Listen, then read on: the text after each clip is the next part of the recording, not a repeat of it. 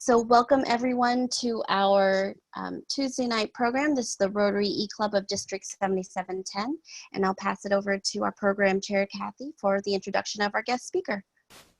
Thanks, Jeanne. Maria, we're so thrilled to have you with us this evening. We've gone through a few issues with trying to get your presentation, but it is lovely. And I'd like to introduce to all of the my fellow Rotary E-Club members, Maria Adoskina. She's the Special Projects Director for International Focus. And Maria is going to be speaking to us this evening about RLAI, the Young Leaders of the Americas Initiative. Just a little bit of a background on Maria. She's from Moscow, Russia, where she was a professor of English at the prestigious Academy of Sciences and where she received her PhD. After immigrating to the United States, she worked at New Life Ministries, that's NLM, in Apex, North Carolina, directing its Slavic department, interpreting and teaching Russian and Russian history to the team members. Maria started working for International Affairs Council in 2000. Being a native Russian speaker, she is able to bridge cultures and provide guests with cultural exchanges that are sensitive to their needs while introducing them to all levels of American life.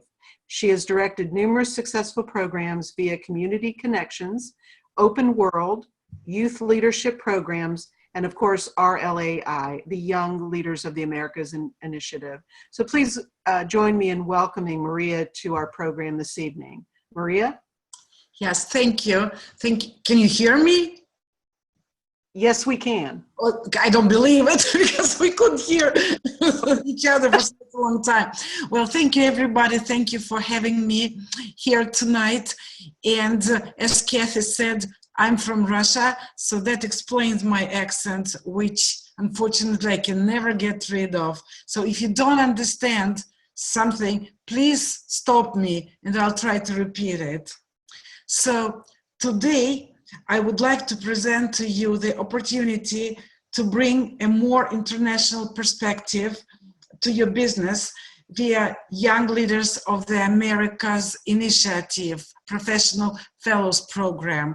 The program is also called YLI.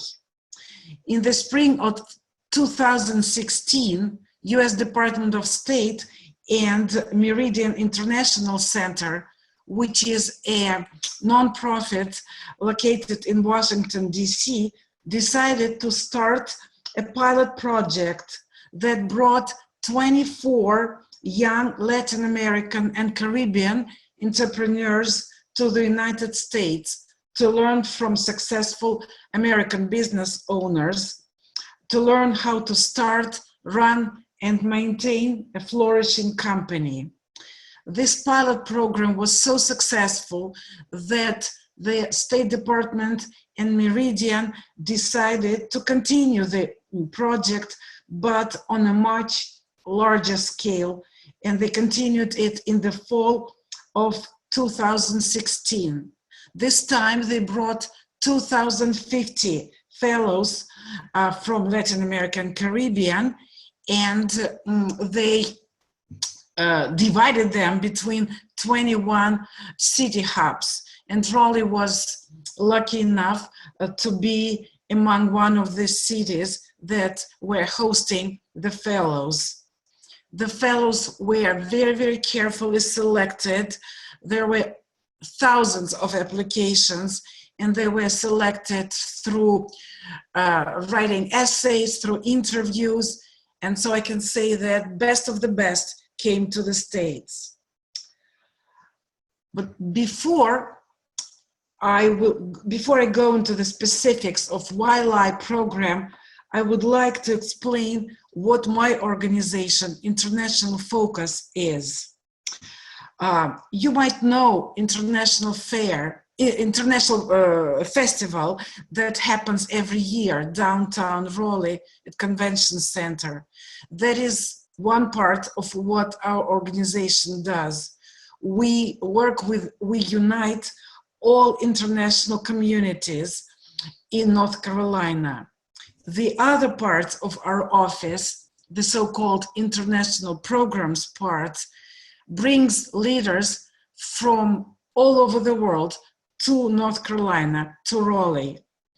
And we work with such organizations as U.S. Department of State, USAID, United States Agency for International Development, World Bank, and others. That's how we learned about YLI program. Because of our contact and work with the State Department, we applied and we won the grant. And the program is supposed to continue for 3 years now. So as I mentioned earlier, YLI program brings young business and social entrepreneurs from Latin America and the Caribbean to the United States.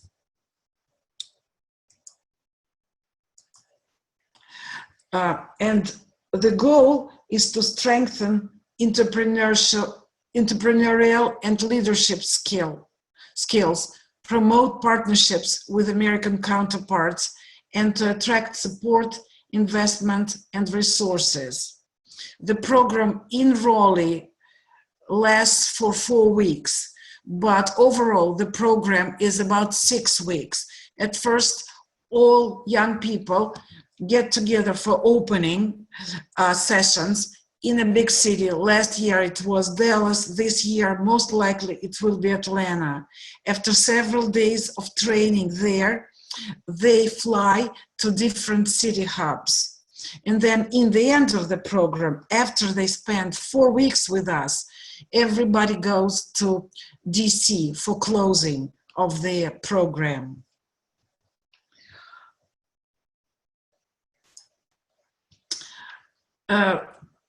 YLI Fellows, entrepreneurs, as I said, both business and social entrepreneurs are from Latin America and the Caribbean, and they are supposed to be between the ages of 21 and 35.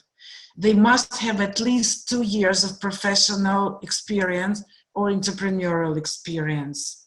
Some of them have even MBAs from different countries. And of course, all of them must be proficient in English.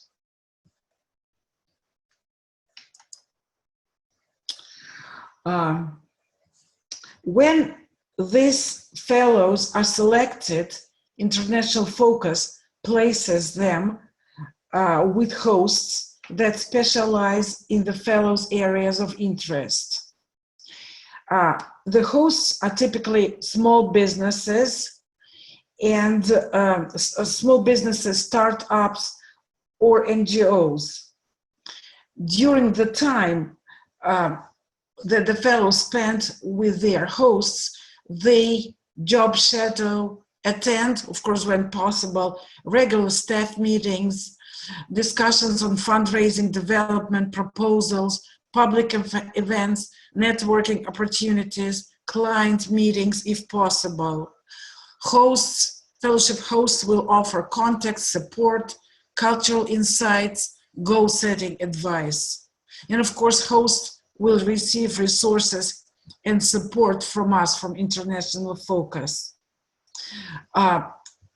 These fellows help a lot with the companies. Like last year, we placed one fellow from Mexico with Raleigh Coffee Company, and the owner of the company had to leave for several days because his wife was having a baby. And so this fellow, the guy from Mexico, took over running of the whole company. So these fellows are pretty experienced. Hopefully they're experienced, and they really helped the business hosts. The question might be, why choose to be a host for YLI Fellows?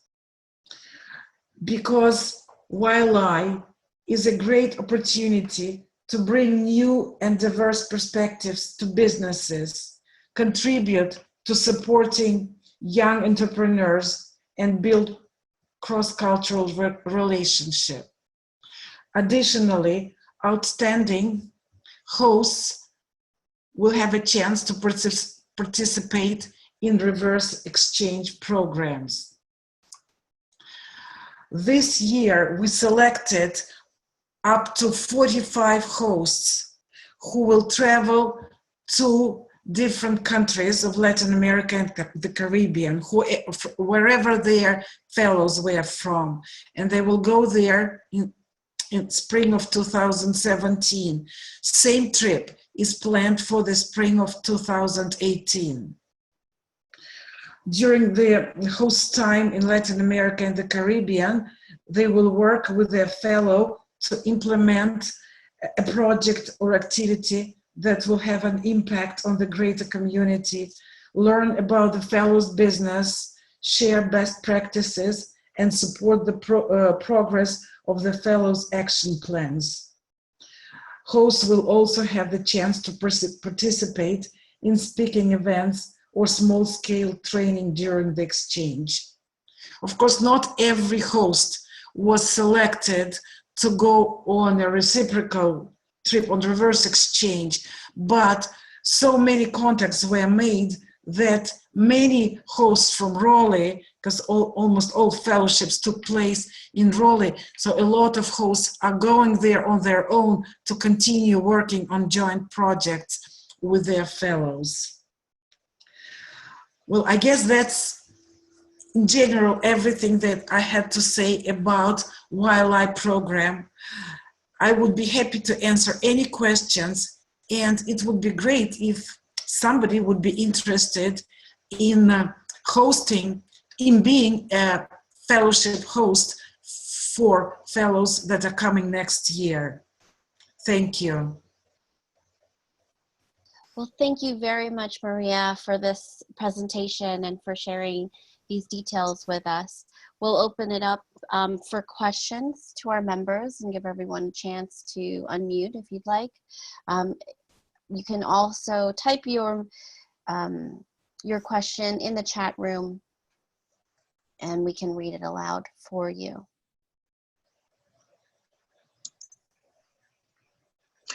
Maria, this is Gene Perry. I have one question. How did the folks from Latin America and the Caribbean, how did they become fellows initially?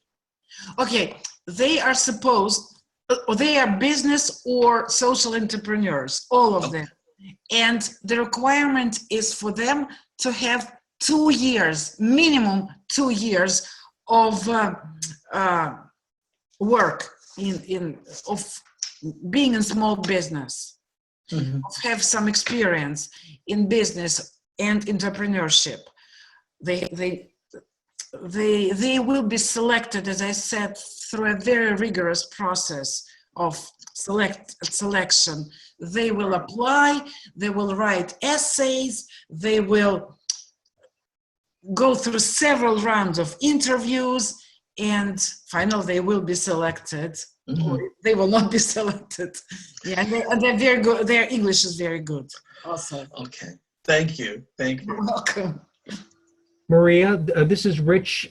You mentioned international focus. Could you say, just maybe clarify what their role is in what you're trying to accomplish? I'm sorry, say it again, the last international focus. International focus. Could you say something more about what their role is in this whole endeavor? You mean the role of international focus or the role of the program? Yes, the role of international focus in YLI program. Yes. Okay. Yeah. Okay. We work with the State Department, with the U.S. State Department, on a lot of programs. They send us groups through many countries, so we have connections with them. They usually don't work directly with us, but through an agency in DC. In this case, it's Meridian International. So they were given a grant from White House, actually, and Department of State to conduct this program. And there was a call for proposals, so we applied, and we won this grant along with 20 other cities. So we administer this program on a local on a local, here locally, what we do is we find hotels for these people, for the fellows. We find we provide transportation for them. We, of course, the most difficult thing is we find fellowship hosts for them, businesses that they work in. We find trainers for them. All cultural activities are on us. So we are in charge of the whole program when they're here in Raleigh. Did it answer your question? So when you say we, you mean International Focus? Yeah, me and Twilight. No. International Focus is a local host. Yes. Twilight is the big program for the whole country. Okay, so when you say we do this, do you mean International Focus? International Focus. Okay, understood. Thank you. Sorry. No, that's fine. I understand. Thank you.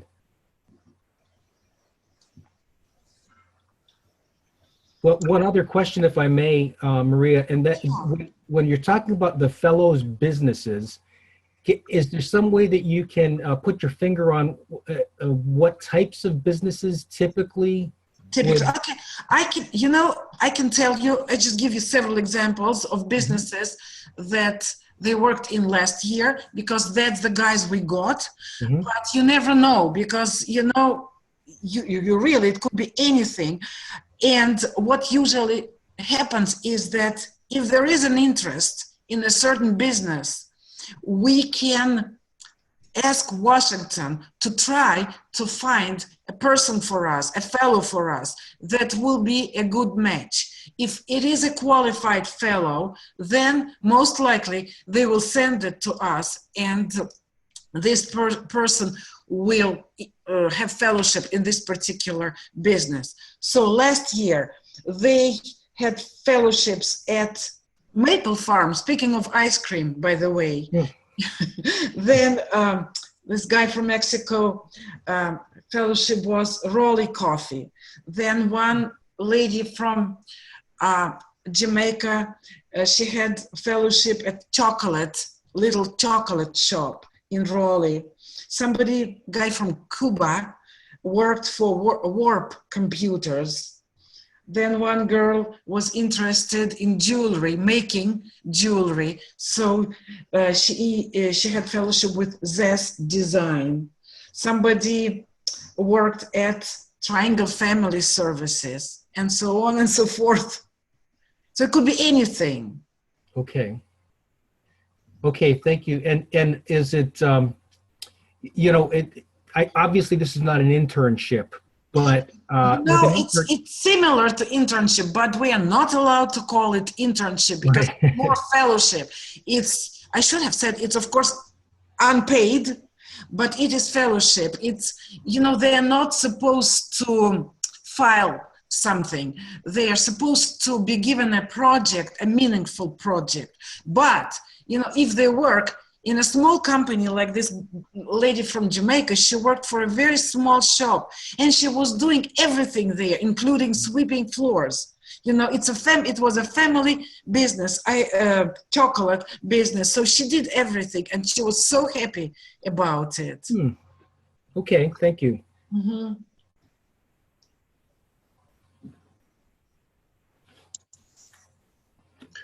Maria, this is Gene Perry again. What is there some sort of a global benefit to this whole thing, or is it just being, altruistic, just trying to be nice, or what's the goal? Well, stated and unstated, I guess. But it's the foreign policy of the United States. I'm serious when I said it was White House program. It was actually Obama's one of the latest initiatives. We're not supposed to refer to White House anymore because I do not know whether it is still White House, but it's the State Department program, definitely. And I think it's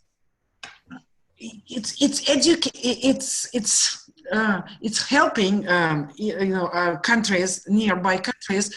Also, as with any international program, I believe that it is very beneficial for the United States because it changes their image of the United States in the eyes of other people. It teaches them free economy, yeah, but also when they come here, they see people here, they work with people here, and they fall in love with people here.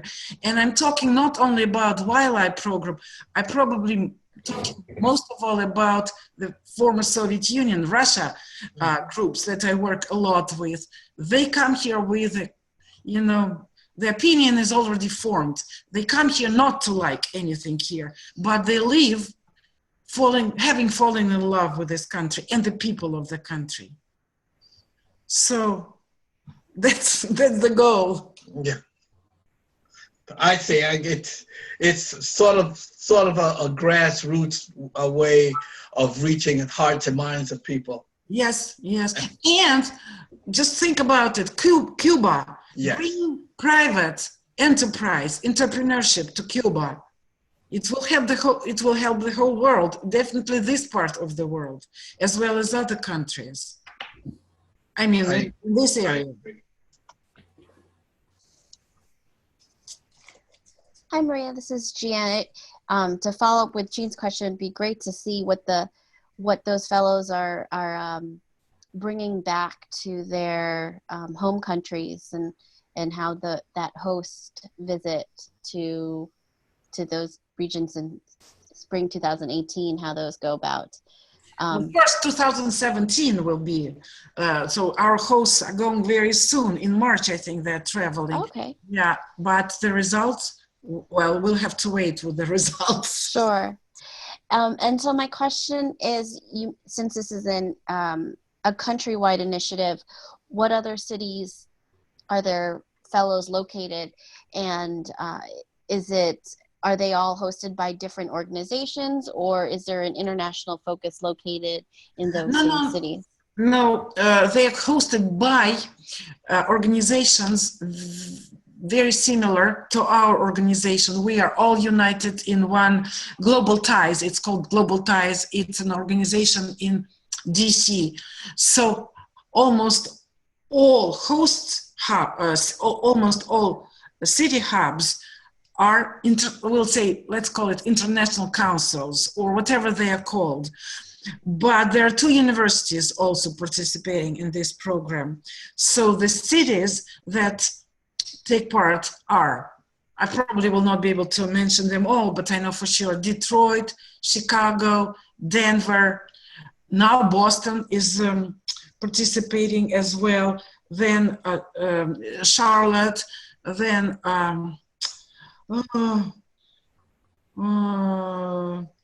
well, I forgot others, but maybe even LA, a lot, like as I said, 20, Pittsburgh will be participating this year. Some cities are easier because of transportation. Of course, it's very challenging to transport them here and to make sure that they get to their businesses, but we're working on it. It's easier in big cities, of course, where they can take public transportation. Here, it's Uber in most cases, and they are provided with special like credit cards to use for Uber.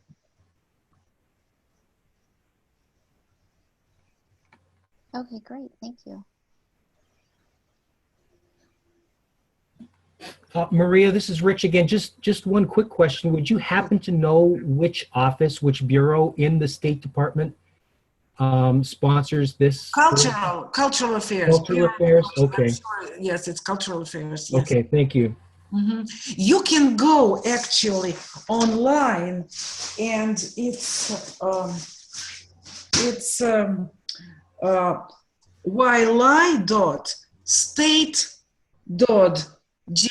yli.state.gov, and that's State Department website. And you will read about this program on their website. Thank you. Mm-hmm. You're welcome.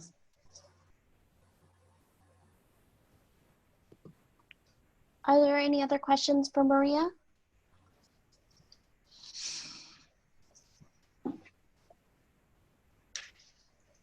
Well, thank you so much for listening to me. And if you or anybody that you know would like to participate, please, please let me know. We are looking for businesses to participate. That is good to know. We will share that information. And so, Maria, on our screen, we just want to share our thanks for you being here this evening. Thank you.